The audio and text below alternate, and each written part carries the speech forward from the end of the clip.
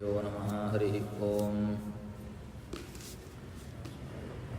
रसाय भवनाशाय श्रीशाय गुणराशये हृद्याय शुद्धविद्याय मध्वाय च नमो नमः। अपादमौल्यपर्यन्तं गुरूणाम् आकृतिं स्मरेत् तेन विघ्नाः प्रणश्यन्ति सिद्ध्यन्ति च मनोरथाः। मूकोऽपि यत्प्रसादेन मुकुन्दशयनायते राजराजायते रिक्तो राघवेन्द्रं तमाश्रये। तपस्वाध्यायशुश्रूषा कृष्णपूजारतं मुनिं विश्वेशभीष्टनं वन्दे परिव्राट् चक्रवर्तिनं देवं नारायणं नत्वा सर्वदोषविवर्जितं परिपूर्णं गुरुंश्चान्गीतार्थं वक्ष्यामि लेशतः। समस्तगुणसम्पूर्णं सर्वदोषविवर्जितं नारायणं नमस्कृत्य गीता तात्पर्यमुच्यते। लक्ष्मीनारायणं नत्वा पूर्णबोधान् गुरूनपि कुर्मः श्रीकृष्णगीतायाः भाष्याद्युक्तार्थसङ्ग्रहम्। 25ನೇ ಶ್ಲೋಕ, ದ್ವಿತೀಯಾಧ್ಯಾಯ 25ನೇ ಶ್ಲೋಕ. ಅವ್ಯಕ್ತೋಯಂ ಅಚಿಂತ್ಯೋಯಂ ಅವ್ಯಕ್ತೋಯಂ ಅಚಿಂತ್ಯೋಯಂ ಅವಿಕಾರ್ಯೋ ಯಮುಚ್ಯತೆ ಅವಿಕಾರ್ಯೋ ಯಮುಚ್ಯತೆ. ತಸ್ಮಾದೇನಂ ವಿದಿತ್ವೈವಂ ತಸ್ಮಾದೇವಂ ವಿದಿತ್ವೈವಂ ನಾನುಶೋಚಿತುಮರ್ಹಸಿ. ಶೋಚಿತುಮರ್ಹಸಿ. ಹಿಂದಿನ ಶ್ಲೋಕದಲ್ಲಿ ಅಚೇತ್ಯೋಯಂ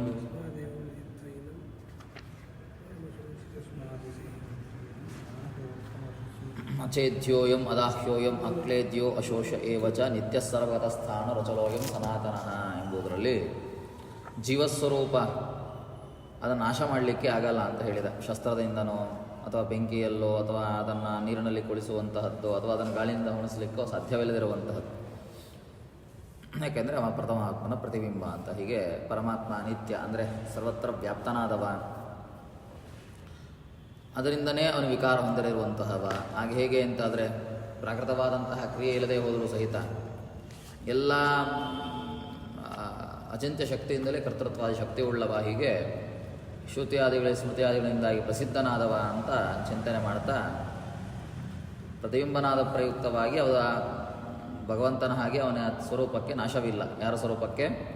ಜೀವ ಸ್ವರೂಪಕ್ಕೆ ನಾಶವಿಲ್ಲ ಅಂತ ತಿಳಿಸಿದ. ಈಗ ಅವ್ಯಕ್ತೋಯಂ ಅಚಿಂತ್ಯೋಯಂ ಅವಿಕಾರ್ಯೋಯಮುಚ್ಯತೆ ತಸ್ಮಾದೇನಂ ವಿದಿತ್ವಯಂ ನಾನು ಶೋಷಿತುಮರ್ಹಸಿ ಅಂತ ಮತ್ತೊಂದು ಮಾತನ್ನು ಹೇಳ್ತಾ ಇದ್ದಾನೆ. ಈ ಜೀವ ಎಂತವ ಅಂತಾದರೆ ಅವ ಅಣು ಪರಮಾಣು. ಅವ ಅಂತಹ ಜೀವನಿಗೆ ಆಧಾರನಾದವ ಪರಮಾತ್ಮ. ಆ ಪರಮಾತ್ಮ ಎಂತವ ಅಂತಾದರೆ ಅವ್ಯಕ್ತೋಯಂ, ಸರ್ವತ್ರ ವ್ಯಾಪ್ತನಾದವ. ಹಿಂದಿನ ಶ್ಲೋಕದಲ್ಲಿ ಹೇಳಿದ ನಿತ್ಯ ಸರ್ವಗತಃ ಅಂದರೆ ಸರ್ವತ್ರ ವ್ಯಾಪ್ತನಾದವ ಅಂತ. ಹೀಗೆ ಸರ್ವತ್ರ ವ್ಯಾಪ್ತನಾದರೂ ಅವ ಯಾಕೆ ಕಾಣಲ್ಲ? ಒಂದು ಪದಾರ್ಥ ಎಲ್ಲ ಕಡೆ ಇದೆ ಅಂದರೆ ಎಲ್ಲ ಕಡೆ ಇರೋದು ಕಾಣಬೇಕಲ್ಲ. ಅದಕ್ಕೆ ಹೇಳಿದ ಅವ್ಯಕ್ತೋಯಂ. ಹೀಗೆ ಸರ್ವತ್ರ ವ್ಯಾಪ್ತನಾದರೂ ಯಾಕೆ ಕಾಣೋದಿಲ್ಲ ಅಂದರೆ ಅವ ಅವ್ಯಕ್ತ ರೂಪ. ಅಷ್ಟು ಮಾತ್ರವಲ್ಲ, ಅಚಿಂತ್ಯೋಯಂ, ಸರ್ವತನಾಗಿದ್ದಾನೆ, ಅವನಿಗೆ ದೇಹ ಇದೆ ಅಂತಾದರೆ ದೇಹ ಇರೋದು ಕಾಣಬೇಕು.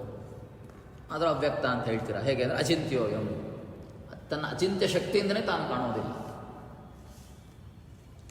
ಎಲ್ಲ ಕಡೆ ವ್ಯಾಪ್ತನಾದರೂ ಯಾಕೆ ಕಾಣೋದಿಲ್ಲ? ಯಾಕೆ ಗೊತ್ತಾಗಲ್ಲ? ಅವ ಅವ್ಯಕ್ತ ರೂಪ. ದೇಹವಿದ್ದರೂ ಯಾಕೆ ಅವ್ಯಕ್ತ ರೂಪ? ಅವ ಅಚಿಂತ್ಯ ಶಕ್ತಿ. ದೇಹ ಇದೆ ಅಂದರೆ ವ್ಯಕ್ತ ಅಂತ ಅರ್ಥ. ಒಂದು ಪದಾರ್ಥಕ್ಕೆ ಒಂದು ಸ್ವರೂಪ ಇದೆ ಅಂತ ಆದರೆ ಅದಕ್ಕೊಂದು ದೇಹ ಇದೆ ಅಂದರೆ ವ್ಯಕ್ತನಾಗಬೇಕು. ಯಾಕೆ ಅವ್ಯಕ್ತ? ಅವ ಅಚಿಂತ್ಯ ಶಕ್ತಿ. ತನ್ನ ಅಚಿಂತ್ಯ ಶಕ್ತಿಯಿಂದನೇ ಅವನಿಗೆ ದೇಹ ಇದ್ದರೂ ಅವನ ಅವ್ಯಕ್ತ ರೂಪ. ಅವಿಕಾರ್ಯೋಯಂ, ಹೀಗೆ ಯಾವ ರೀತಿಯಲ್ಲೂ ಸಹಿತ ವಿಕಾರ ಇಲ್ಲದೆ ಇರುವಂಥದ್ದು. ಅದು ಹೇಗೆ? ಅಚಿಂತ್ಯ ಶಕ್ತಿಯಿಂದಲೇ ಸಾಧ್ಯ. ಹೀಗೆ ತಸ್ಮಾದೇನಂ ವಿದಿತ್ವೈವಂ, ಹೀಗೆ ಶ್ರುತಿ ಸ್ಮೃತಿಗಳು ಹೀಗೆ ಪ್ರತಿಪಾದನೆ ಮಾಡ್ತಾರೆ. ಪ್ರತಿಯೊಂದು ಸ್ಮೃತಿಗಳು ಹೇಳುವಾಗ ಪರಮಾತ್ಮ ಇಂತಹ ರೂಪ ಚಿಂತ್ಯ ಶಕ್ತಿಯಿಂದನೇ ಅವ್ಯಕ್ತ ರೂಪ ಅವಿಕಾರ ರೂಪ ಅಂತ ಚಿಂತನೆ ಮಾಡ್ತಾರೆ. ಹೀಗೆ ನಾನು ಶೋಷಿತುಮರ್ಹಸಿ. ಆದ್ದರಿಂದನೇ ಇಂತಹ ಪರಮಾತ್ಮನಿಗೆ ಪ್ರತಿಬಿಂಬನಾದ ಯಾರು ಜೀವನಿಗೆ ನಾಶಾದಿಗಳಿದೆ ಅಂತ ಚಿಂತನೆ ಮಾಡಿ ಯುದ್ಧದಲ್ಲಿ ಅವರೆಲ್ಲ ಮನ ಹೊಂತಾರೆ ಅಂತ ಹೇಳಿ ಅದಕ್ಕೋಸ್ಕರವಾಗಿ ಏನಪ್ಪ ದುಃಖ ಪಡಬೇಡ ಅಂತ ಈ ನಾಶದ ಕೊರಗನ್ನು ನಾಶ ಹೊಂತಾರೆ ಅಂತ ಕೊರಗಬೇಡ, ಶೋಕಿಸಬೇಡ ಅಂತ ಕೃಷ್ಣ ಪರಮಾತ್ಮ ತಿಳಿಸ್ತಾ ಇದ್ದಾನೆ ಅರ್ಜುನನಿಗೆ. ಜೀವನಿತ್ಯ ಆದ್ದರಿಂದಾಗಿ ಅವ ಸಾಯ್ತಾನೆ ಅಂತ ಇಲ್ಲವೇ ಇಲ್ಲ. ಜೀವಕ್ಕೆ ನಾಶವೇ ಇಲ್ಲ, ಆದ್ದರಿಂದ ಚಿಂತನೆ ಮಾಡಬೇಡ ಅಂತ ಹೇಳಿದ. ಅವಿಕಾರ್ಯೋಯಂ, ಅವಿಕಾರ್ಯೋಯಂ ಅಂದರೆ ವಿಕಾರ ಇಲ್ಲದೆ ಇರುವಂಥವ. ವಿಕಾರ ಅಂದರೆ ಅರ್ಥ ಏನು? ವೃದ್ಧಿ ಹ್ರಾಸಗಳು, ಸದಾ ಒಂದೇ ಥರ ಇರುವಂಥವ ಅಂತ. ಹಾಗೆ ಈಗ ಒಂದೇ ಥರ ಇರಲಿಕ್ಕೆ ಸಾಧ್ಯ, ಅದೇ ಅಚಿಂತ್ಯ ಶಕ್ತಿಯಿಂದನೇ ಸಾಧ್ಯ ಅಂತ ಭಾಷ್ಯದಲ್ಲಿ ಆಚಾರ್ಯ ಹೇಳ್ತಾರೆ. ಅತಏವ ಅವ್ಯಕ್ತಾದಿ ರೂಪ. ಹೀಗೆ ಅಚಿಂತ್ಯ ಶಕ್ತಿಯಿಂದಲೇ ಅವ ಏನಾಗ್ತಾನೆ ಅಂತಾದರೆ ಜ್ಞಾನಿಗಳಿಗೆ ವೇದ್ಯನೂ ಆಗ್ತಾನೆ, ಅವ್ಯಕ್ತನೂ ಆಗ್ತಾನೆ. ಈಗ ಜ್ಞಾನಿಗಳಿಗೆ ವ್ಯಕ್ತನ ಪರಮಾತ್ಮ, ವ್ಯಕ್ತ ಶ್ರುತಿ ಸ್ಮೃತಿಗಳಿಂದ ವ್ಯಕ್ತನಾಗ್ತಾನಲ್ಲ, ಪರಮಾತ್ಮನ ಪ್ರಸಾದದಿಂದ ವ್ಯಕ್ತನಾಗ್ತಾನಲ್ಲ.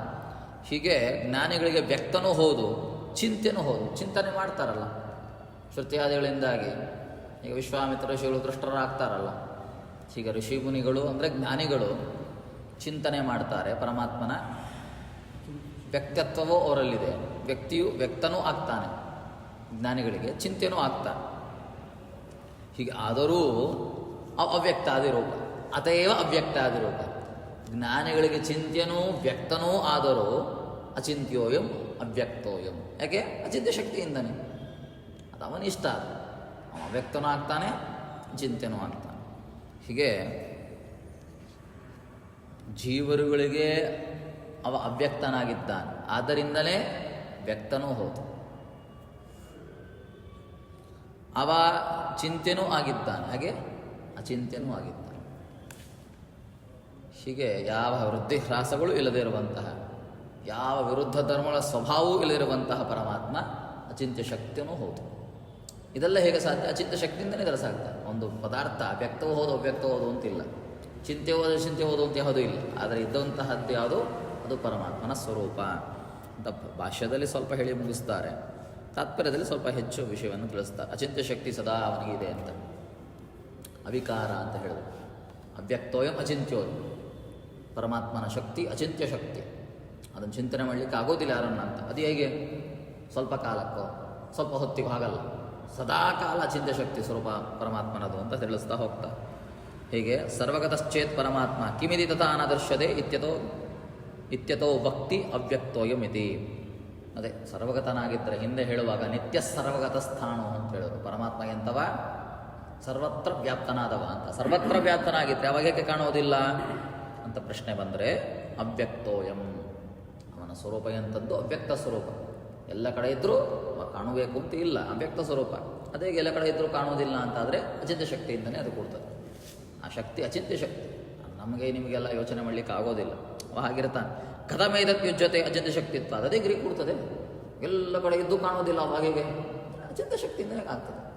ನಮಗೆ ಅದು ಅದನ್ನು ಶಕ್ತಿಯ ಚಿಂತನೆ ಮಾಡಲಿಕ್ಕೆ ನಮಗೆ ಯೋಗ್ಯತೆ ಇಲ್ಲ. ನಜಸಾ ಶಕ್ತಿ ಕದಾಚಿತ್ ಅನ್ಯತಾ ಭವತ್. ಆ ಶಕ್ತಿ ಒಮ್ಮೆ ಇರ್ತದೆ, ಒಮ್ಮೆ ಇಲ್ಲ, ಹಾಗಿಲ್ಲ. ಅಚಿಂತ್ಯ ಶಕ್ತಿ ಸದಾ ಕಾಲ ಒಂದೇ ಥರ ಇರ್ತದೆ.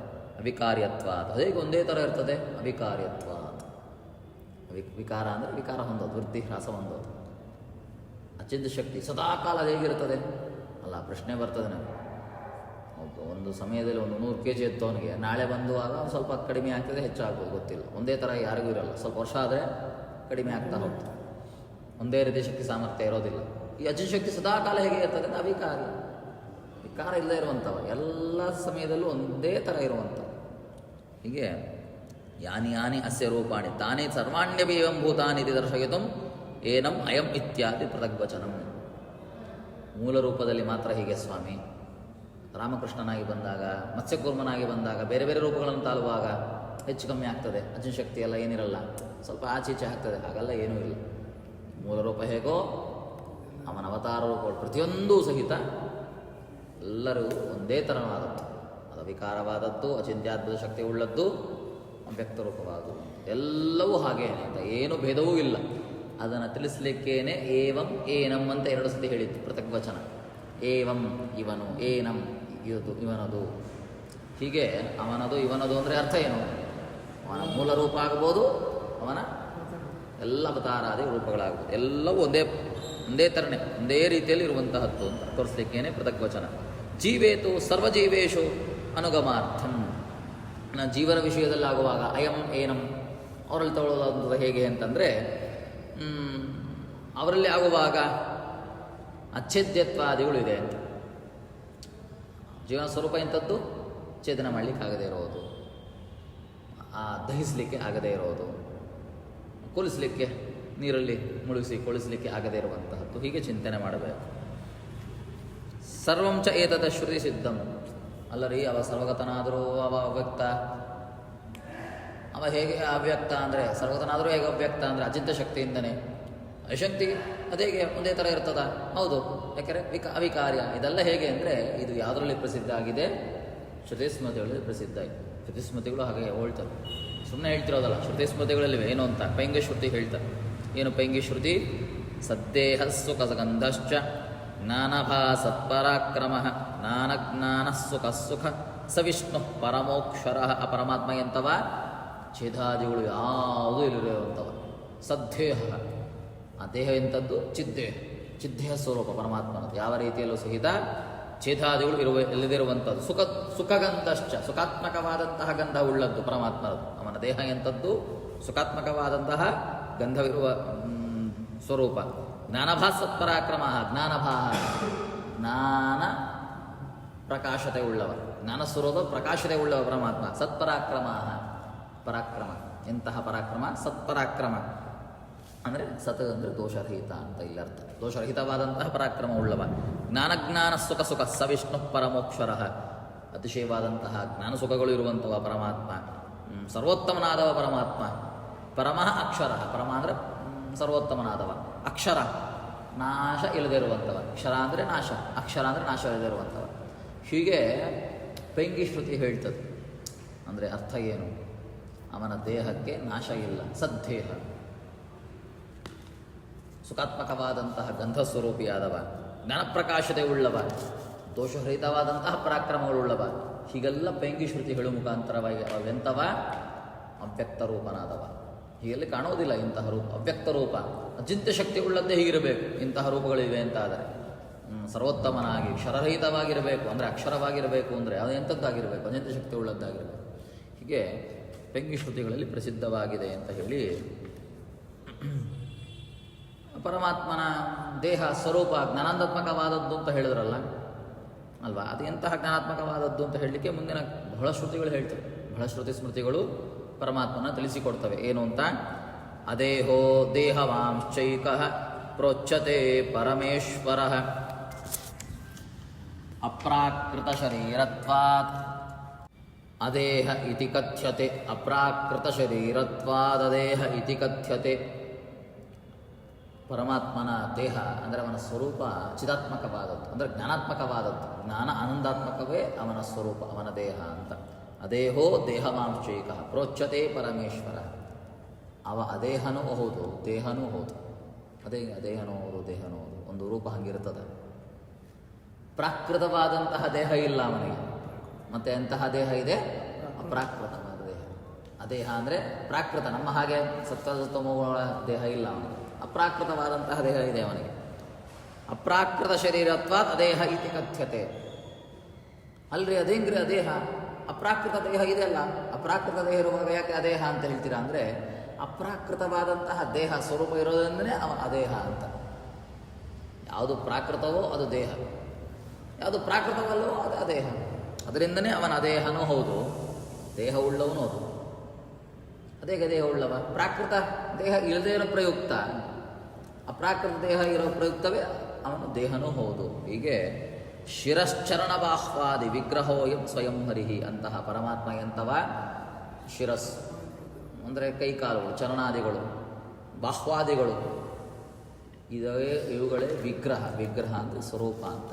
ಇದೇ ಸ್ವರೂಪವಾಗಿ ಉಳ್ಳವ ಅಂದರೆ ಅಪ್ರಾಕೃತವಾದಂತಹ ಇಂತಹ ಕೈಕಾಲುಗಳುಳ್ಳವ ಪರಮಾತ್ಮ ಅಂದರೆ ದೇಹ ಉಳ್ಳವ ಪರಮಾತ್ಮ. ದೇಹನೋದು ದೇಹನೋದು. ಎಂತಹ ದೇಹ ಇದೆ ಅವನಿಗೆ? ಶಿರಸ್ಸು, ಚರಣ, ಕೈಕಾಲುಗಳು, ಪಾದಗಳು, ಹೀಗೆ ಬಾಹ್ವಾದಿಗಳು ಎಲ್ಲ ಸ್ವರೂಪತಃ ಇದೆ, ಅಪ್ರಾಕೃತವಾಗಿ. ಅದರಿಂದನೂ ದೇಹಿನೂ ಹೌದು. ಸ್ವಸ್ಮಾನ್ ಅನ್ಯೋ ವಿಗ್ರಹೋಸ್ಯ ತತಶ್ಚಾತ್ ಅದೇಹ ಉಚ್ಯತೆ. ತತಶ್ಚಾದೇಹ ಉಚ್ಯತೆ.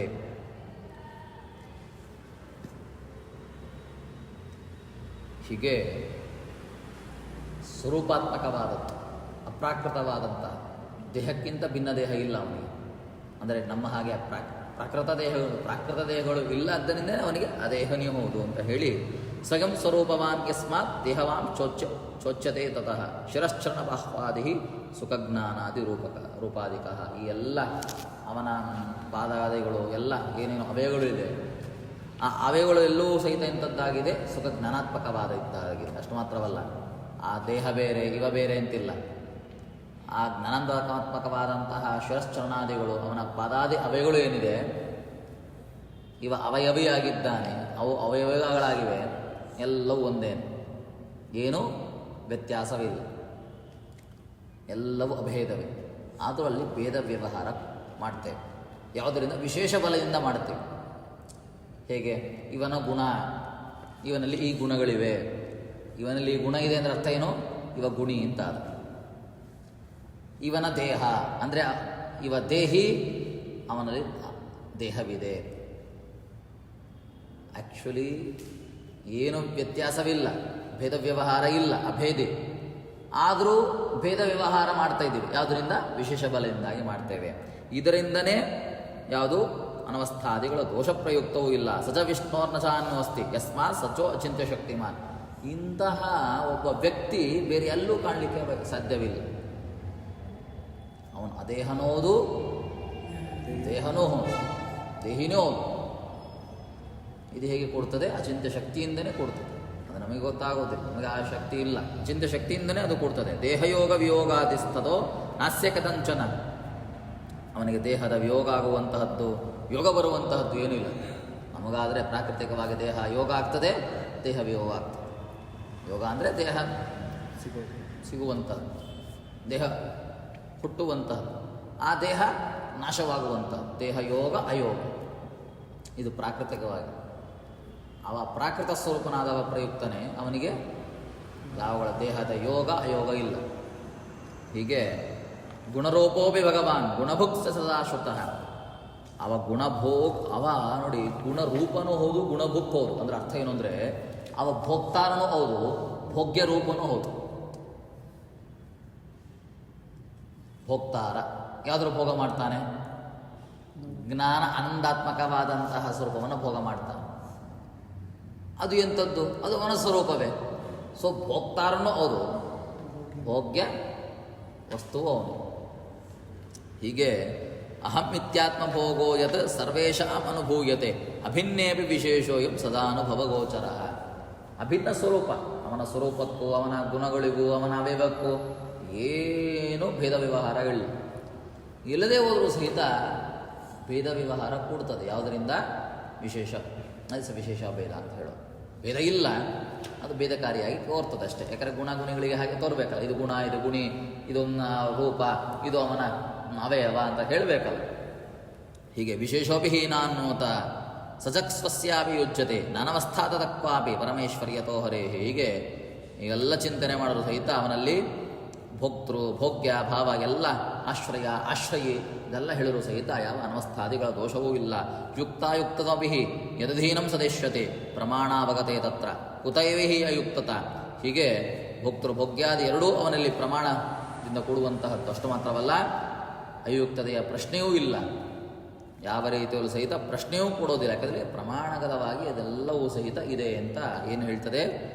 ಪರಮಶ್ರುತಿಗಳು ತಿಳಿಸ್ತದೆ. ಪರಮಶ್ರುತಿಯಿಂದ ಶ್ರುತಿಗಳಿವೆ. ಹೀಗೆ ಅವೆಲ್ಲ ತಿಳಿಸಿಕೊಡ್ತದೆ. ಅದರಿಂದಾಗಿ ಪರಮಾತ್ಮನಲ್ಲಿ ಅಚಿಂತ್ಯಾದ್ಭುತ ಶಕ್ತಿತ್ವ, ಅವ್ಯಕ್ತಾದಿ ರೂಪತ್ವ, ಅವಿಕಾರ ಎಲ್ಲವೂ ಇದೆ ಅಂತ ತಿಳಿಸಿಕೊಡ್ತಾ ಇದ್ದ.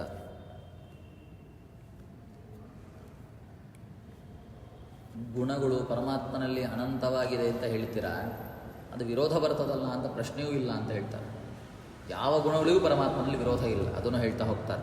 ಗುಣಾಶ್ರುತಾ ಸಾವಿರುದ್ಧಾಶ್ಚ ದೇವೇ ಸಂತ್ಯಶ್ರುತಾ ಅಪಿ ನೈವಾತ್ರ ಶಂಕ ಚಿಂತ್ಯ ಅಚಿಂತ್ಯಾಶ ತದೈವ ದೋಷಾ ಶ್ರುತಾಶ್ಚ ನಾಗ್ನೇರ್ಹಿ ತದಾ ಪ್ರತೀಕಾ.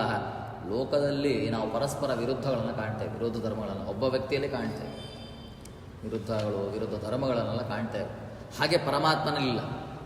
ಶ್ರುತಿಯಲ್ಲಿ ಹೇಳುವ ಹಾಗೆ ಪರಮಾತ್ಮನ ಚಿಂತನೆ, ಅವನಲ್ಲಿ ಯಾವ ವಿರೋಧಗಳ ಗುಣಗಳೂ ಇಲ್ಲ, ಪರಸ್ಪರ ವಿರುದ್ಧ ಧರ್ಮಗಳು ಯಾವತ್ತೂ ಇಲ್ಲ. ಪರಮಾತ್ಮ ಸದಾಕಾಲ ಅವಿರೋಧದ ರೂಪ, ಅದರಲ್ಲಿ ಸಂದೇಹ ಪಡಬಾರದು ಅಂತ ಶ್ರುತಿಗಳು ಹೇಳ್ತಾರೆ. ಏನು ಅಂತ ನೋಡಿ, ಇತ್ಯಾದಿ ಚ ಋಗ್ವೇದೆ ಸೋಪರ್ಣ ಶಾಖ, ಋಗ್ವೇದದಲ್ಲಿ ಸೋಪರ್ಣ ಶಾಖೆ ಅಂತಿದೆ. ಆ ಸೋಪರ್ಣ ಶಾಖೆಗಳು ಹೇಳುವಾಗ ಪರಮಾತ್ಮನಲ್ಲಿ ಹೇಳುವಾಗ ಕೆಲವೊಂದು ಚಿಂತನ, ಈಗ ಲಕ್ಷ್ಮೀ ಬ್ರಹ್ಮಾದಿ ದೇವತೆಗಳೆಲ್ಲ ಕೆಲವೊಂದು ಗುಣಗಳನ್ನು ಚಿಂತನೆ ಮಾಡ್ತಾರೆ. ಶ್ರುತಿಯಲ್ಲಿ ಹೇಳಿರತಕ್ಕಂತಹ ಗುಣಗಳನ್ನು ಉಪಾಸನೆ ಮಾಡ್ತಾರೆ. ಇನ್ನು ಹೇಳದೇ ಇರುವಂತಹ ಗುಣಗಳೂ ಇವೆ ಪರಮಾತ್ಮನಲ್ಲಿ, ಅನಂತ ಗುಣ ಅಲ್ಲ ಪರಮಾತ್ಮನದು. ಹೀಗೆ ಧ್ಯಾನಕ್ಕೆ, ಅವನ ಚಿಂತನೆ ಮಾಡಲಿಕ್ಕೆ, ಅಂದರೆ ವ್ಯಕ್ತ ಹೇಳಲಿಕ್ಕೆ ಕೆಲವೊಂದು ಗುಣಗಳಿವೆ. ಅವ್ಯಕ್ತನೂ ಹೌದು. ಈಗ ಒಂದು ವ್ಯಕ್ತಿ ವ್ಯಕ್ತನೂ ಹೌದು, ಅವ್ಯಕ್ತನೂ ಹೌದು, ಅದೆಲ್ಲ ಹೇಗೆ ಕೂಡ್ತದೆ? ಗುಣಿಗೆ ಯಾವತ್ತು ಅಭೇದನೆ ಇರಬೇಕು, ಈ ಭೇದನೆ ಇರಬೇಕು. ಇಲ್ಲಿ ಅಭೇದ ಹೇಗೆ? ಹೀಗೆಲ್ಲ ಯೋಚನೆ ಮಾಡಿದರೆ ಎಲ್ಲ ವಿರುದ್ಧ ಧರ್ಮಗಳು ಅಂತ ಕಾಣ್ತದೆ ನಮಗೆ. ಯಾವುದೂ ವಿರುದ್ಧ ಧರ್ಮಗಳಿಲ್ಲ, ಪರಸ್ಪರ ವಿರುದ್ಧ ಧರ್ಮಗಳು ಯಾವತ್ತೂ ಅವನಲ್ಲಿಲ್ಲ. ಶ್ರುತಿಗಳು ಹೇಳ್ತವೆ, ಲಕ್ಷ್ಮೀ ಬ್ರಹ್ಮಾದಿ ದೇವತೆಗಳೆಲ್ಲ ಉಪಾಸನೆ ಮಾಡ್ತಾರೆ, ಅವರು ಉಪಾಸನೆ ಮಾಡಲಿಕ್ಕೆ ಆಗದೇ ಇರುವಂತಹ ಗುಣಗಳು ಇವೆ ಅವನಲ್ಲಿ. ಹೀಗೆ ಅವನ ವ್ಯಕ್ತನೂ ಹೋದ ಆದ, ವ್ಯಕ್ತನೂ ಹೋದ. ಇತ್ಯಾದಿ ಋಗ್ವೇದೆ ಶೋಭನ ಶಾಖೆಯಲ್ಲಿ ಹೇಗೆ ತಿಳಿಸಿಕೊಡ್ತಾರೆ. ಸುತಾಶ್ಚ ನ ಅಗ್ನೇರಹೀತಿ ತಥಾ ಪ್ರತೀಕ. ಈಗ ಲಕ್ಷ್ಮೀ ಬ್ರಹ್ಮಾದಿ ದೇವತೆಗಳು ಕೆಲವೊಂದು ಗುಣಗಳು ಉಪಾಸನೆ ಮಾಡ್ತಾರಲ್ಲ, ಅವರಿಗೆ ವ್ಯಕ್ತನಾದ, ನಮಗೆ ಅದು ವ್ಯಕ್ತತೆ ಇಲ್ಲವೇ ಇಲ್ಲ. ಅಗ್ನ ಜನರಿಗೆ, ಹೀನ ಜನರಿಗೆ ಅವರು ಗುಣಗಳು ಉಪಾಸನೆ ಮಾಡಲಿಕ್ಕೆ ಆಗಲ್ಲ. ಏನಾದ? ಅವ್ಯಕ್ತನಾದ. ಹೀಗೆ ಪರಸ್ಪರ ವಿರುದ್ಧ ಧರ್ಮಗಳೆಲ್ಲ ಪರಮಾತ್ಮನಲ್ಲಿ ಕೊಡ್ತದೆ. ಅದೇ ಗುರಿ ಕೊಡ್ತದೆ, ಚಿತ್ತಶಕ್ತಿಯಿಂದಲೇ ಕೊಡ್ತದೆ. ಚಿತ್ತಶಕ್ತಿ ಅವನದು, ಅದರಿಂದ ಕೊಡ್ತದೆ ಅಂತ. ಏಕಮೇವಾದ್ವಿತೀಯಂ ತತ್ ನೇಹ ನಾಸ್ತಿ ಕಿಂಚನ ಮೃತ್ಯೋಃ ಸಮೃತ್ಯಮಾಪ್ನೋತಿ ಇಹ್ಯನಾನೇವ ಪಶ್ಯತಿ ಯಥೋತಕಂ ದುರ್ಗೆ ವೃಷ್ಟಂ ಪರ್ವತೇಷು ವಿಧಾವತಿ ಇವಂ ಧರ್ಮಾನ್ ಪೃಥಕ್ ಪಶ್ಯಂತಾನೇವಾನು ವಿಧಾವತಿ. ಹೀಗೆ ಅವಾಗೆಂತವ ಅಂದರೆ ಏಕಮೇವ ಅದ್ವಿತೀಯಂ ಬ್ರಹ್ಮ ಅಂತ ಶ್ರುತಿಗಳಿವೆ. ಏಕಮೇವ ಅದ್ವಿತೀಯಂ, ಆ ಪರಮಾತ್ಮ ಎಂತವ? ಸರ್ವೋತ್ತಮನಾದ, ಅದ್ವಿತೀಯ ರೂಪನಾದವ. ಅಂದರೆ ಅದ್ವಿತೀಯ ಅಂದರೆ ಅವನಿಗೆ ಸಮನೂ ಯಾರಿಲ್ಲ, ಅವನಿಗೆ ಅಧಿಕನೂ ಯಾರಿಲ್ಲ. ತತೆ ನೇಹನಾನೇಸ್ತಿ ಕಿಂಚನ. ಏಕಮೇವ, ಏವ ಪದಾರ್ಥದಿಂದಾಗಿ ನಾವು ಕೆಲವೊಂದು ತೊಳಬೇಕು. ಅವನಲ್ಲಿರುವಂತಹ ಧರ್ಮಗಳು, ಅವಯವವಾದಿಗಳು, ಸ್ವರೂಪ ಮೊದಲ ದೇಹಾದಿಗಳು, ಯಾವುದು ಬೇಕಾದ್ರೆ ಚಿಂತನೆ ತಗೊಳ್ಳಿ. ನೇಹ ನಾಸ್ತಿ ಕಿಂಚನ, ಯಾವುದಕ್ಕೂ ಭೇದ ವ್ಯವಹಾರ ಇಲ್ಲ. ಗುಣಗುಣಿಗಳಿಗೆ, ದೇಹದೇಹಿಗಳಿಗೆ, ಹೀಗೆ ಯಾವುದಕ್ಕೂ ಸಹಿತ ಭೇದ ಇಲ್ಲ. ನೇಹ ನಾನಾಸ್ತಿ ಕಿಂಚನ, ಇದೊಂದು ಶ್ರುತಿ. ನೇಹ ನಾನಾಸ್ತಿ ಕಿಂಚನ ಅದರ ಅರ್ಥ ಏನಿಲ್ಲಿ? ಅವನ ರೂಪಗಳಿಗೂ, ಅವನ ಅವಯವಗಳಿಗೂ, ಅವನ ಗುಣಗಳಿಗೂ ಭೇದವೇ ಇಲ್ಲ. ನೇಹ ನಾನಾಸ್ತಿ ಕಿಂಚನ, ಎಲ್ಲ ಒಂದೇ. ಯಥೋದಕಂ ದುರ್ಗೆ ವೃಷ್ಟಂ ಪರ್ವತೇಷು ವಿಧಾವತಿ ಮೃತ್ಯೋಸ್ಸಮೃತ್ಯಮಾನಾಪ್ನೋತಿ ಏಹ ನಾನೇವ ಪಶ್ಯತಿ. ಏಹೀವ ನಾನೇವ ಪಶ್ಯತಿ. ಯಾರು ಇವನಲ್ಲಿ ಇವ ನಾನಾ ಪಶ್ಯತಿ. ಇವನಲ್ಲಿ ನಾನಾ ಅಂದರೆ ಭೇದ. ಏಕ ಅಂದರೆ ಒಂದೇ, ನಾನಾ ಅಂದರೆ ಭಿನ್ನ. ಏಕ ಭಿನ್ನಂ ಅನೇಕಂ. ಯಾರು ಇವನಲ್ಲಿ ಭೇದವನ್ನು ಕಾಣ್ತಾರೆ, ಭೇದ ಅಂದರೆ ಎರಡು ಬಂತು ಅಂತ, ಭೇದವನ್ನು ಕಾಣ್ತಾರೆ, ಅವರು ಎಂಥವರಾಗ್ತಾರೆ? ಮೃತ್ಯುಸ್ಸಮೃತ್ಯಮಾಪ್ನೋತಿ, ಅಂಧಂತಮಸ್ಸನ್ನೇ ಪಡಿತಾರೆ. ಅವಾಗೆಂಥವ? ಏಕಮೇವ ದ್ವಿತೀಯ ರೂಪ, ನೇನಾನಾಸ್ತಿ ಕಿಂಚನ ರೂಪ ಅವ. ಆದರೆ ಅಂಥವನಲ್ಲಿ ಯಾರು ಭೇದ ವ್ಯವಹಾರವನ್ನು ಮಾಡ್ತಾರೆ, ಸ ಮೃತ್ಯುಮಾಪ್ನೋತಿ, ಏನನ್ನು ಪಡಿತಾರೆ? ಅಂಧಂತಮಸ್ಸನ್ನೇ ಪಡಿತಾರೆ. ಯಥೋದಕಂ ದುರ್ಗೆ ವೃಕ್ಷಂ ಪರ್ವತೇಶು ವಿಧಾವತಿ. ಹೇಗೆ ಪಡಿತಾರೆ ಅಂತ ತಿಳಿಸಿಕೊಡ್ತದೆ ಶ್ರುತಿಗಳು. ಏನು ಅಂತ? ಮಳೆ ನೀರಿನ ಹನಿಗಳು ಪರ್ವತದ ಮೇಲೆ ಬಿದ್ದರೆ ಎಲ್ಲಿರ್ತದೆ? ಅಲ್ಲೇ ಇರ್ತದ? ಇಲ್ಲ, ಕೂಡಲೇ ಜಾರಿ ಕೆಳಗೆ ಬೀಳ್ತವೆ. ಹಾಗೆ ಇವರೆಲ್ಲ ಮೇಲಿಂದ ಕೆಳಗೆ ಬೀಳ್ತಾರೆ, ಅಂದರೆ ತಮಸ್ಸಿಗೆ ಪ್ರವೇಶ ಮಾಡಿಬಿಡ್ತಾರೆ. ಏವಂ ಧರ್ಮ ಅಂತ ಪಶ್ಯನ್ ತಾನೇನವಾನು ವಿಧಾವತಿ. ಯಾರಿಗೆ ಪರಮಾತ್ಮನ ಧರ್ಮಗಳಲ್ಲಿ ವಿರುದ್ಧ ಧರ್ಮಗಳನ್ನು ಕಾಣ್ತಾರೆ, ಅಂದರೆ ಭೇದವನ್ನು ಕಾಣ್ತಾರೆ, ಹೀಗೆ ಅವರೆಲ್ಲ ಏನಾಗ್ತಾರೆ? ತಾನೇವಾನು ವಿಧಾವತಿ, ಎಲ್ಲ ನಾಶವನ್ನು ಹೊಂದ್ತಾರೆ, ಅಂಧಂತ ಮನಸ್ಸನ್ನು ಹೊಂದ್ತಾರೆ. ಹೀಗೆ ಶ್ರುತಿಗಳಿಗೆ ಅರ್ಥ. ಏನು ಅವನ ಗುಣಗಳು, ಏನು ಅವನ ಅಭೇದ ರೂಪಗಳು ಯಾವುದು ಅಂದರೆ ಮುಂದೆ ತಿಳಿಸ್ತಾ ಹೋಗ್ತಾರೆ. ಮತ್ಸ್ಯ ಕೂರ್ಮಾದಿ ರೂಪಾಣಾಂ ಗುಣಾನಾಂ ಕರ್ಮಣಾಮಪಿ ತಥೇವ ಅವಯವಾನಾಂ ಚ ಭೇದಂ ಪಶ್ಯತಿಯ ಕ್ವಚಿತ್. ಯಾವುದು ರೀ ಅವನ ಗುಣಗಳು ಯಾವುದು, ಅವನ ಅವಯವಗಳು ಯಾವುದು, ಯಾವ ಅವತಾರ ರೂಪಗಳು ಯಾವುದು, ಯಾವುದರಲ್ಲಿ ನಾವು ಭೇದ ಕಾಣಬಾರದು ಅಂತ ತಿಳಿಸ್ತಾ ಹೋಗ್ತಾರೆ. ಮತ್ಸ್ಯ ಕೂರ್ಮಾದಿ ಏನವನ ಅಂತವತಾರಗಳಿವೆ, ಆ ಅವತಾರಗಳ ಗುಣಗಳಾಗಬಹುದು, ಅವನು ಮಾಡುವಂತಹ ಕರ್ಮಗಳಾಗಬಹುದು, ಅವನ ಇಚ್ಛೆ, ಅವನ ಪ್ರಯತ್ನ ಏನೇನು ಇದೆಯೋ, ಗುಣ, ಇಚ್ಛಾ, ಜ್ಞಾನ, ಶಕ್ತಿ ಎಲ್ಲವೂ ಒಂದೇ, ಎಲ್ಲರಲ್ಲೂ ಅಭೇದವೇ. ಹೀಗೆ ಭೇದ ಕಂಡು ಬಿಟ್ಟರೆ ಅವರೇನಾಗ್ತಾರೆ? ಅವರು ತಮಸ್ಸನ್ನು ಬಡಿತಾರೆ. ಭೇದಾಭೇದೋಚಯ ಪಶ್ಯ ಸಯಾತಿ ತಮ ಏವತು. ಇನ್ನು ಕೆಲವೊಬ್ಬರು ಭೇದಾಭೇದವನ್ನು ಕಾಣ್ತಾರೆ. ಏಕಮೇವ ಅದ್ವಿತೀಯಂ ಬ್ರಹ್ಮ ನೇಹ ನಾನಾಸ್ತಿ ಕಿಂಚನ ಇಹ ನಾನೇವ ಪಶ್ಯತಿ ಇಹ ನಾನಾ ಇವ ಪಶ್ಯತಿ. ಅಲ್ಲ, ಅರ್ಥ ಏನು ಅಂದರೆ ಭೇದವೂ ಇದೆ ಅಭೇದವೂ ಇದೆ ಅಂತ. ಇವ ಪಶ್ಯತಿ ಅಂದರೆ ಅರ್ಥ ಏನು? ಕೆಲವು ಕಡೆ ಭೇದ, ಕೆಲವು ಕಡೆ ಅಭೇದ, ಹಾಗೆ ಹೇಳೋರು ಇದ್ದಾರೆ. ಅವನ ಅವತಾರಗಳಲ್ಲಿ ಕೆಲವೊಂದು ಅಭೇದ, ಕೆಲವೊಂದರಲ್ಲಿ ಭೇದ ಇದೆ ಅಂತ. ಅಂದರೆ ಅರ್ಥ ಏನು? ಭೇದಾಭೇದ. ಹಾಗೆ ಕಂಡವರಿಗೂ ತಮಸ್ಸು ಇದೆ. ಸರ್ವತ್ರ ಎಲ್ಲ ಕಾಲ ಎಲ್ಲ ವಿಷಯದಲ್ಲೂ ಅವನ ಮೂಲ ರೂಪದಿಂದ ಹಿಡಿದು ಎಲ್ಲ ಅನಂತ ಅವತಾರಗಳು, ಅವನ ಗುಣಗಳು, ಎಲ್ಲ ಕ್ರಿಯೆಗಳು ಎಲ್ಲವೂ ಸಹಿತ ಅಭೇದವೇ. ಕೆಲವರು ಭೇದಾಭೇದ ಅಂತ ಹೇಳ್ತಾರೆ, ಅವ್ರಿಗೂ ತಮಸ್ಸಿದೆ.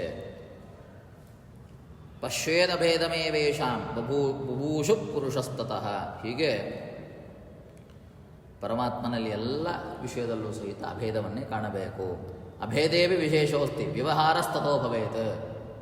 ಅಭೇದ ಇದ್ದರೂ ಭೇದ ವ್ಯವಹಾರ ಇದೆ. ವ್ಯವಹಾರ ಅದು ಹೇಗೆ ಕೂಡ್ತದೆ ರೀ? ಭೇದ ವ್ಯವಹಾರ ವಿಶೇಷ ಬಲದಿಂದ ಕೂಡ್ತದೆ. ವಿಶೇಷ ಬಲ ಏನು? ವಿಶೇಷ ಬಲ ನಾವು ಗುಣ ಗುಣಿ ಅಂತ ಹೇಳ್ತೇವೆ, ಅವನಲ್ಲಿ ಧರ್ಮಗಳಿವೆ, ಅವನು ಅದ್ಭುತ ಅಂತ ಹೇಳ್ತೇವೆ.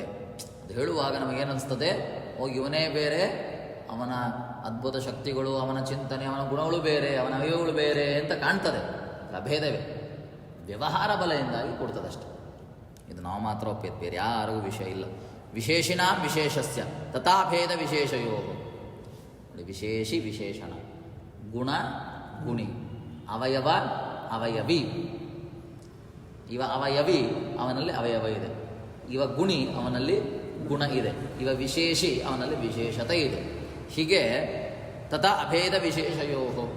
ವಿಶೇಷಸ್ತು ಸ ಏವಾಯಂ ನಾನಮಸ್ತಾದ ಕಚಿತೆ. ಇಲ್ಲ ರೀ, ವಿಶೇಷಿ ವಿಶೇಷ ಅಂತಂದರೆ ಮತ್ತೆ ಅದರಲ್ಲಿ ಭೇದ ವ್ಯವಹಾರ ಮಾಡಲಿಕ್ಕೆ ವಿಶೇಷಿ ವಿಶೇಷ ಹಾಗೆ ಅನವಸ್ತಾದಿ ದೋಷ ಪ್ರಸಂಗವೂ ಇಲ್ಲ. ಪ್ರಾದುರ್ಭಾವಾದಿರೂಪೇಶು ಮೂಲರೂಪೇಶು ಸರ್ವಶಃ ನ ವಿಶೇಷೋಸ್ತಿ ಸಮರ್ಥ್ಯೆ ಗುಣೇಶ್ವಪಿ ಕದಾಚನ. ಅವನ ಮೂಲ ರೂಪದಿಂದ ಅನಂತ ಅವತಾರಗಳೇನಿದೆ, ಅವನು ಮಾಡುವಂತಹ ಗುಣಗಳು, ಧರ್ಮಗಳು, ಅವನಲ್ಲಿರುವಂತಹ ಏನು ವಿಶೇಷತೆಯೂ ಸಹಿತ ಭೇದ ಇಲ್ಲ. ಸರ್ವತ ಅಭೇದ ರೂಪಿಯಾದವ, ಅವನ ಸಾಮರ್ಥ್ಯದಿಂದ ಹಿಡಿದು ಎಲ್ಲರೂ ಸಹಿತ ಅಭೇದ ರೂಪಿಯಾದವ ಅಂತ ತಿಳಿಸಿಕೊಡ್ತಾ ಇದ್ದಾರೆ. ಯಾವ ತಾರತಮ್ಯವೂ ಇಲ್ಲ, ಅವ ಅಭೇದದ ರೂಪಿಯಾದವ ಅಂತ. ಅಲ್ಲ, ಪರಮಾತ್ಮನದು ಮೂಲ ರೂಪ, ಅವತಾರ ರೂಪಗಳು ಯಾವುದು ಭೇದ ಇಲ್ಲ. ಯಾವುದು ಅವತಾರ ರೂಪ, ಯಾವುದು ಅವಿಷ್ಟ ರೂಪ, ಇದೆಲ್ಲ ತಿಳಿಸಿಕೊಡಿ ಅಂತ ನಮಗೆ ಬರ್ತದಲ್ಲ, ಅದನ್ನು ಮುಂದೆ ತಿಳಿಸ್ತಾರೆ. ಯಾವುದು ಪರಮಾತ್ಮನ ಅವತಾರ ರೂಪಗಳು ಅಂತ ಮುಂದೆ ತಿಳಿಸ್ತಾ ಹೋಗ್ತಾರೆ. ಮಹಾವರಾಹ ಪುರಾಣ ಹೇಳುವ ಹಾಗೆ ಮತ್ಸ್ಯ ಕೂರ್ಮವರಾಹಶ್ಚ ನೃಸಿಂಹ ವಡುಭರ್ಗವಾಹ ರಾಘವ ಕೃಷ್ಣ ಬುದ್ಧೋಚ ಕಲ್ಕಿ ವ್ಯಾಸೈತರೇಕಯಕ ಅಂದರೆ ವ್ಯಾಸ ಐತರೇಯಕಾಹ ದತ್ತೋ ಧನ್ವಂತರಿಯಜ್ಞ ಕಪಿಲೋ ಹಂಸತಾಪಸೋ ಶಿಶುಮಾರೋಹ್ಯಾಸ್ಯಶ್ಚ ಹರಿಕೃಷ್ಣಶ್ಚ ಧರ್ಮಜ ಅಂದರೆ ಧರ್ಮ ಪ್ರಜಾಪತಿಯಲ್ಲಿ ಬಂದ ಕೃಷ್ಣನಾಗಿ ನಾರಾಯಣನಾಗಿ. ಹೀಗೆ ನಾರಾಯಣಸ್ತೇತ್ಯಾತ್ಯಾಹ ಸಾಕ್ಷಾತ್ ನಾರಾಯಣ ಸ್ವಯಂ. ಇದೆಲ್ಲ ಪರಮಾತ್ಮನ ಸ್ವರೂಪ ಅವತಾರ. ಅವನೇ ಅವತಾರವನ್ನು ನೋಡಿದ. ಆ ಮೂಲ ರೂಪವೇ ಅನೇಕ ಅವತಾರವನ್ನು ಕಾಣಿದೆ. ಇದೆಲ್ಲ ಪರಮಾತ್ಮನ ಸ್ವರೂಪ ಅವತಾರ ರೂಪಗಳು. ಯಾವುದಕ್ಕೂ ಭೇದ ಇಲ್ಲ. ಅವನ ಧರ್ಮಕ್ಕೂ, ಅವನಲ್ಲಿರುವಂತಹ ಶಕ್ತಿಗೂ, ಅವನ ಸಾಮರ್ಥ್ಯಕ್ಕೂ ಯಾವ ಭೇದವೂ ಇಲ್ಲ. ನಂತರ ಆವೇಶ ರೂಪಗಳು ಅಂತಿದೆ, ಅದನ್ನು ಹೇಳ್ತಾರೆ. ಯಾವುದು ಆವೇಶ ರೂಪ? ಬ್ರಹ್ಮ ರುದ್ರೋ ಶೇಷವಿಪೋ ಶಕ್ರಾಧ್ಯ ನಾರದಸ್ತಥ ಸನತ್ಕುಮಾರ ಕಾಭವೋ ಅಪ್ಯನಿರುದ್ಧೋ ವಿನಾಯಕ. ಬ್ರಹ್ಮದೇವರು, ರುದ್ರ, ಶೇಷ, ವಿಪ ಅಂದರೆ ಯಾರು? ಇವ ಗರುಡ. ಶಕ್ರ ಅಂದರೆ ರುದ್ರ, ಯಾರು? ಶಕ್ರ ಅಂದರೆ ಇಂದ್ರ. ಇವರೆಲ್ಲರೂ ನಾರದರು, ಸನತ್ಕುಮಾರ, ಕಾಮ ಅಂದರೆ ಯಾರು? ಮನ್ಮಥ ಅಂತ ಹೇಳ್ತೇವೆ. ಕಾಮ, ಭವ ಅಂದರೆ ರುದ್ರ. ಹೀಗೆ ಅನಿರುದ್ಧ ಯಾರು? ಮನ್ಮಥನ ಮಗ, ಕಾಮನ ಮಗನೇ ಅನಿರುದ್ಧ, 9ನೇ ಕಕ್ಷೆ. ವಿನಾಯಕ.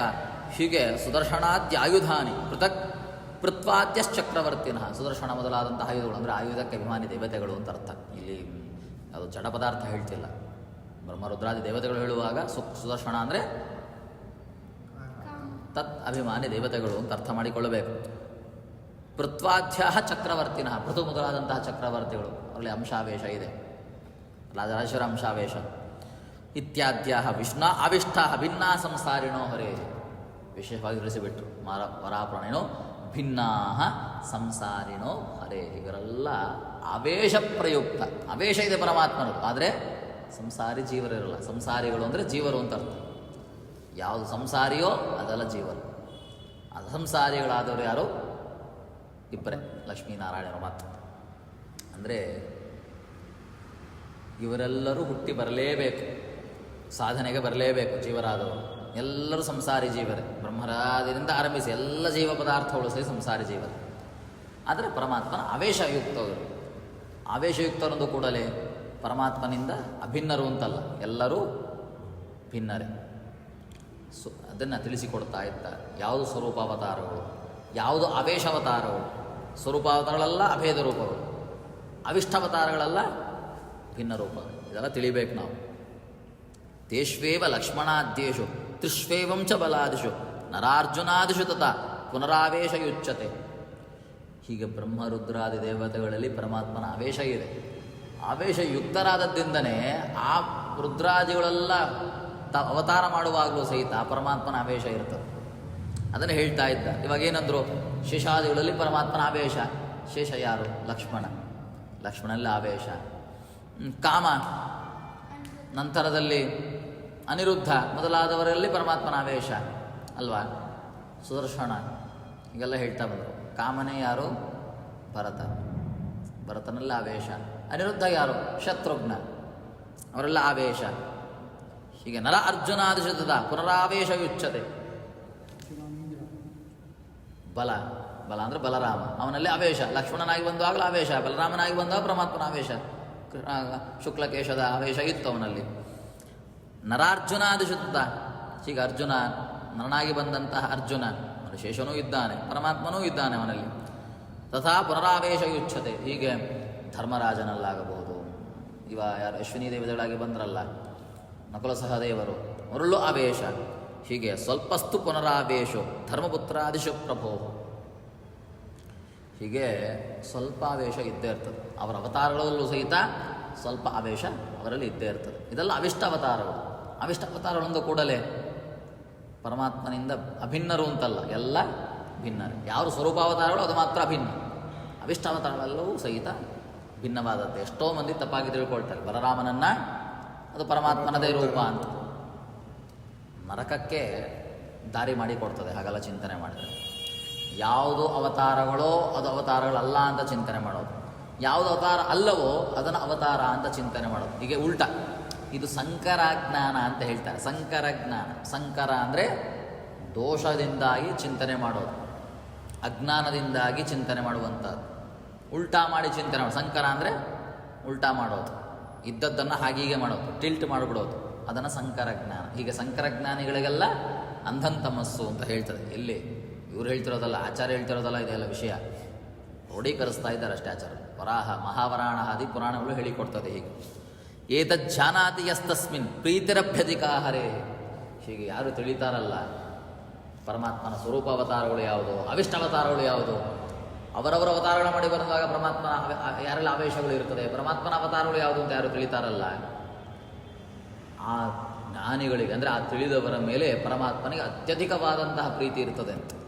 ಬಹಳ ಪ್ರೀತಿ ಇರ್ತದಂತೆ ಪರಮಾತ್ಮನದು. ಸಂಕರ ಜ್ಞಾನಿನಸ್ತತ್ರ ಪಾದಸ್ತಮಚ ಧ್ರುವಂ. ಇನ್ನು ಸಂಕರ ಜ್ಞಾನಿಗಳು ಅಂತ ಇರ್ತಾರಲ್ಲ, ಅವರ ಬಗ್ಗೆ ಅಂತೂ ನೀವು ಕೇಳಲೇಬೇಡಿ. ನಿಶ್ಚಯವಾಗಿ ಅವರಿಗೆ ಧ್ರುವ ಅಂದರೆ ನಿಶ್ಚಯ ಅಂತ ಅರ್ಥ. ನಿಶ್ಚಯವಾಗಿ ಅವ್ರಿಗೆ ಅಂದ ತಮಸ್ಸು ಕಾಯ್ತಾ ಇರ್ತಾರೆ. ಬಿಡಿಸಿ ಹೇಳಿಲ್ಲ ಮಹಾವರಾಪುಣ. ಸಂಕರಿ ಜ್ಞಾನಿಗಳು ಅಂದ್ರೆ ಅರ್ಥ ಏನು? ಉಲ್ಟಾ ಮಲ್ಟಾ ಮಾಡಿ ತಿಳಿಯೋದು. ಪರಮಾತ್ಮನನ್ನು ಪರಮಾತ್ಮ ಅಲ್ಲ ಅಂತ ತಿಳಿಯುವಂತಹದ್ದು, ಪರಮಾತ್ಮ ಅಲ್ಲದೇ ಇರುವಂಥವ್ರನ್ನು ಪರಮಾತ್ಮ ಅಂತ ತಿಳಿಯೋದು, ಎಲ್ಲ ಒಂದೇ ಅಂತ ಹೇಳುವಂತಹದ್ದು. ಹೀಗೆ ಸಂಕರೆ ಉಂಟು ಮಾಡುವಂಥವರಿಗಂತೂ ಅಂಧಂತಮಸ್ಸು ನಿಶ್ಚಯ ಅಂತ ಮಹಾವರಾಪುಣ ಹೇಳಿಕೊಡ್ತದೆ. ಹೀಗೆ ಹೇಳಿ ಇಡೀ ಶ್ಲೋಕದ ಚಿಂತನೆಯಲ್ಲಿ ಏನು ಚಿಂತನೆ, ಶ್ಲೋಕ ಚಿಂತನೆ ಏನು?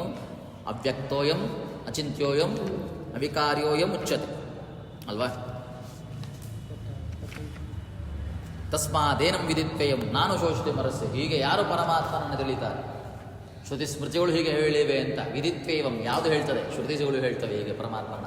ಅವ ಅವ್ಯಕ್ತ ರೂಪ, ಅಚಿಂತ್ಯ ರೂಪ, ಅವ ಅವಿಕಾರ್ಯ ರೂಪ, ವೃದ್ಧಿ ಹ್ರಾಸಗಳು ಇಲ್ಲದೆ ಇರುವಂಥವ. ಹಾಗೆಲ್ಲ ಹೇಗೆ ಅಂದರೆ ಅಚಿಂತ್ಯ ಶಕ್ತಿಯಿಂದಲೇ ಕೂಡ್ತದೆ. ಹೀಗೆಲ್ಲ ಶ್ರುತಿಗಳು ಹೇಳ್ತವೆ ಅಂತ ಯಾರು ತಿಳಿತಾರೆ, ನಾನು ಶೋಷಿತು ಮರಸ್ಸಿ. ಅವರಿಗೆ ಶೋಚನೆ ಪಡಲಿಕ್ಕೆ ಏನು ದುಃಖಾದಿಗಳು ಪಡಲಿಕ್ಕೆ ಏನು ಚಿಂತನೆ ಇಲ್ಲ. ಸದಾ ಸುಖವೇ ಅವರಿಗೆ, ಸದಾ ಆನಂದ. ಅದರ ಅರ್ಥ ಏನು? ಮೋಕ್ಷವೇ ಅವರಿಗೆ ಅಂತ ತಾತ್ಪರ್ಯದಲ್ಲಿ ಹೇಳಿದ ಹಾಗೆ, ಗೀತಾ ತಾತ್ಪರ್ಯದಲ್ಲಿ ಹೇಳಿದ ಹಾಗೆ ಆಚಾರ್ಯರ ಚಿಂತನೆ ಪ್ರಯುಕ್ತವಾಗಿ ಈ ಶ್ಲೋಕದ ಚಿಂತನೆ ಮಾಡಿದರೆ ಈ ಹೇಳು ಮುಖಾಂತರವಾಗಿ ಪರಮಾತ್ಮನ ಅಭೇದ ರೂಪಗಳು, ಅವಿಷ್ಟ ರೂಪಗಳ ಚಿಂತನೆ, ಶ್ರುತಿಗಳು ಸ್ಮೃತಿಗಳು ಹೇಳುವ ಹಾಗೆ ಯಾರು ಚಿಂತನೆ ಮಾಡ್ತಾರೆ, ನಾನು ಶೋಚಿತು ಮನರಸ್ಯವಂಥವರಿಗೆ ಯಾವ ಕಾಲದಲ್ಲೂ ಸಹಿತ ದುಃಖ ಇಲ್ಲ, ತಮಸ್ಸು ಸಂಸಾರಿ ಜೀವನ ಯಾವತ್ತೂ ಇಲ್ಲ, ಮೋಕ್ಷವೇ ಅವರಿಗೆ ಇದೆ ಅಂತ. ಇಲ್ಲಿ ಅರ್ಜುನನಿಗೆ ಕೃಷ್ಣ ಹೇಳುವಾಗ ಏನು ಚಿಂತನೆ? ಸಾಮಾನ್ಯವಾಗಿ ಹೇಳಿದರೆ ಪರಮಾತ್ಮ ಹೃದಯಂಗೆ ಸರ್ವತ್ರ ವ್ಯಾಪ್ತನಾದರೂ ಅವ ಅವ್ಯಕ್ತ ರೂಪ ಅಚಿಂತ್ಯ ಶಕ್ತಿಯಿಂದನೇ. ಅಚಿಂತ್ಯ ಶಕ್ತಿ ಸದಾಕಾಲ ಇರ್ತದೆ, ಅದೇಗೆ ವಿಕಾರ ಇಲ್ಲದೇ ಇರೋ ಪ್ರಯುಕ್ತವೇ. ಹೀಗೆ ಯಾರು ಪರಮಾತ್ಮನ ತಿಳಿತಾರೆ ಅಂತಹ ಪರಮಾತ್ಮನಿಗೆ ಪ್ರತಿಬಿಂಬರಾದ ಪ್ರಯುಕ್ತವಾಗಿ ಇವರು ಎಂಥವರು? ಯಾವ ಕಾಲದಲ್ಲೂ ನಾಶ ಇಲ್ಲದೆ ಇರುವಂಥವ್ರು. ನಾಶ ಇಲ್ಲದೆ ಇದ್ದಾಗ, ಜೀವ ನಾಶ ಇಲ್ಲದೆ ಇರುವಾಗ ಯುದ್ಧದಲ್ಲಿ ಇವರು ಸಾಯ್ತಾರೆ, ಆದ್ದರಿಂದ ಯುದ್ಧ ಮಾಡೋದಿಲ್ಲ ಅಂತ ಹಿಂದೆ ನೆಟ್ಟಾಕ್ಲಿಕ್ಕೆ ಹೋಗಬೇಡ. ಅದರಿಂದಾಗಿ ಶೋಚನೆ ಬಿಡು, ದುಃಖ ಬಿಟ್ಟು ಯುದ್ಧವನ್ನು ಮಾಡು ಅಂತ ಹೇಳ್ತಾನೆ. ಮುಂದೆ ಬಹಳಷ್ಟು ವಿಷಯವನ್ನು ತಿಳಿಸ್ತಾನೆ. ಮುಂದಿನ ಶ್ಲೋಕ 26ನೇ ಶ್ಲೋಕದ ಚಿಂತನೆಯನ್ನು ನಾಳೆಯಿಂದ ಮುಂದುವರಿಸೋಣ. ಕೃಷ್ಣಾರ್ಪಣ. ನೀವು ಹೇಳಿದ್ರಿ ಬ್ರಹ್ಮರು